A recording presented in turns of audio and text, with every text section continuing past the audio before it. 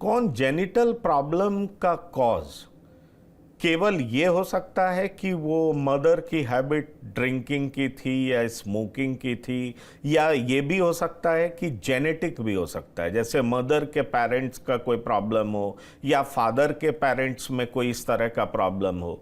जैसे मान लीजिए कि फादर को हार्ट का प्रॉब्लम हो या फादर जो बच्चा है उसके ग्रैंडफादर को हार्ट का प्रॉब्लम हो, तो क्या ऐसे बच्चे में जो बच्चा जन्म लेगा उसमें क्या इस तरह की दिक्कतें हो सकती हैं? क्या ये जेनेटिकली पास ऑन होता है क्या?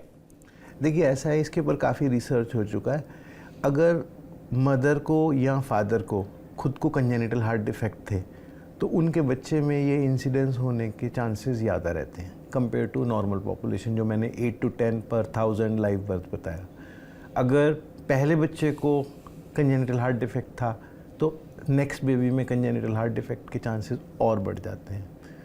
बाकी जो जेनेटिक की काफ़ी एविडेंस ये है कि जैसे डाउन सिंड्रोम है, बहुत ही कॉमन, मोंगोलिज्म जिसे कहा जाता है, उसके 40% बच्चों को जिनको डाउन सिंड्रोम है 40% को हार्ट डिफेक्ट होता है। तो कहीं ना कहीं ये जेनेटिक डिफेक्ट्स, क्योंकि जो हार्ट की डेवलपमेंट हम पढ़ते हैं इट इज़ वेरी कॉम्प्लेक्स, कि एक सेल से एक पूरा हार्ट के 4 चैम्बर्स बनना, उसके अंदर 4 वैल्व्स बनना और सारी आर्टरीज़ के कनेक्शन होना। तो किसी भी फेज़ पे अगर कोई डेवलपमेंट में कोई रुकावट आई है तो कई बार ट्रांसपोजिशन ऑफ एओर्टा हो जाता है कि जो नसें हैं वो सही जगह पे पहुंच ही नहीं पाई, कई बार छेद होते हैं, कई बार हार्ट का एक हिस्सा डेवलप ही नहीं होता। एक्चुअली जो कॉमन लोग समझते हैं कि कंजेनिटल हार्ट डिफेक्ट का मतलब हार्ट में होल, ऐसा नहीं है। There are 100 different type of congenital heart defects, जिसमें different combination, different severity, different timing of treatment, different outcomes. तो एक बहुत कॉम्प्लेक्स सब्जेक्ट है। It is not as simple कि एक सुराख है उसको बंद करना है, it is not as simple. इसीलिए ये एक अलग स्पेशलाइज्ड ब्रांच बन गई है। ये स्पेशलाइज्ड ब्रांच है और निश्चित तौर पर आपने इसकी ट्रेनिंग बॉस्टन में भी ली है, आप यूके में भी रहे हैं, अमेरिका में भी रहे हैं, और आपको बहुत ज़्यादा स्पेशलाइजेशन है अगर मैं कहूँ तो। पर बड़ा सवाल ये उठता है कि आपने बताया कि बच्चे का नॉर्मल ग्रोथ हो रहा होता है क्योंकि बच्चा को जो न्यूट्रिशन चाहिए उसको मदर से मिल रहा होता है, और कई बार हमें पता नहीं चलता कि बच्चे को कोई दिक्कत पेट में है, लेकिन जब वो पेट से बाहर निकलता है, जब बच्चा जन्म लेता है, तो उसके बाद उनमें क्या क्या सिम्टम्स ऐसी होती हैं जिनसे हम पहचान पाएं कि इस बच्चे को हार्ट का प्रॉब्लम हो सकता है, इस तरह की समस्याएं हो सकती है, और उसको क्योर करना कहाँ तक संभव है, उसका इलाज करना कहाँ तक संभव है? यूजुअली जब बच्चा डिलीवर होता है तो जो कॉमनेस्ट रीज़न है जिसके कारण पेशेंट्स हमारे पास रेफ़र होते हैं कि अगर जो नियोनेटोलॉजिस्ट जो नए न्यूबॉर्न बेबी को देखते हैं, अगर वो कई बार बच्चा ठीक ठाक है बट वो हार्ट साउंड थोड़ा अबनॉर्मल है। फिर क्या है, हर बच्चे में अब ये रूल बन गया है कि उसके चारों हाथ और दोनों पाँव के ऑक्सीजन लेवल्स चेक करे जाएँ। एक screening test, newborn screening test कहा जाता है, जिससे कि अगर ऑक्सीजन लेवल नॉर्मल से कम है, नॉर्मली हमारा ऑक्सीजन लेवल 95 to 99% होता है, तो अगर सैचुरेशन इससे कम है तो हमारे को फर्दर इवैल्यूएट करना चाहिए। ये वो बच्चे हैं जिनमें सिम्टम्स नहीं है बट हमने कुछ कोशिश करी उनको जानने की कि इनको प्रॉब्लम तो नहीं है। इसके अलावा जिन पेशेंट्स में प्रॉब्लम काफ़ी ज़्यादा होती है उनमें बच्चों में नीलापन हो जाता है, वो ऑक्सीजन लेवल अपना मेंटेन नहीं कर पाते, कोलैप्स कर जाते हैं बर्थ के बाद। या कुछ बच्चों में क्या होता है कि वो सांस तेज़ी से चलता है, उनको हार्ट फेलियर के सिम्टम्स आते हैं, बच्चा वेंटिलेटर डिपेंडेंट हो जाता है, वेंटिलेटर से निकल नहीं पाता। जब वेंटिलेटर से नहीं निकल पाता तो फिर और कारण देखने के लिए हार्ट का भी कारण इवैल्यूएट किया जाता है। तो जब हम इको करते हैं तो हमें पता लगता है कि तो हार्ट की वजह से ही ये बच्चा वेंटिलेटर डिपेंडेंट था। क्योंकि जब छोटा बच्चा होता है, प्री मैच्योर बच्चा हो खासकर, तो ये सोचा जाता है मे बी इसके लंग्स डेवलप नहीं हुए, उसके कारण प्रॉब्लम हो रही है, या हो सकता है कि हार्ट डिफेक्ट हो या कोई और कारण। तो जब वो रूल आउट हो जाते हैं कि भाई ये बाकी कारणों में फिट नहीं हो रहा, तो फिर हमारे को इको, आजकल तो बड़े अस्पतालों में इको बड़ा इजीली अवेलेबल है, तो बहुत जल्दी डायग्नोसिस हो जाता है। इसलिए जैसे आपने पहले कहा था कि ये बहुत कॉमन हो गई है डिजीज़, ऐसा नहीं है कि ये कॉमन हो गई है, इंसिडेंस हमेशा से ही सेम था।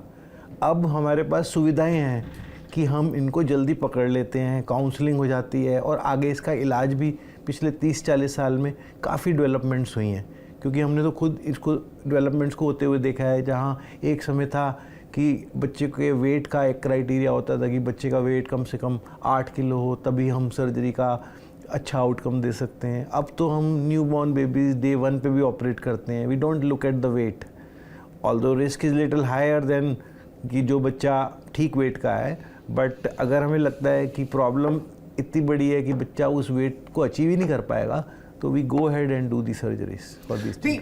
मेरा कॉमन कहने का मतलब ये था कि अक्सर हम सुनते हैं कि बच्चा पैदा हुआ उसके हार्ट में सुराख था, होल था।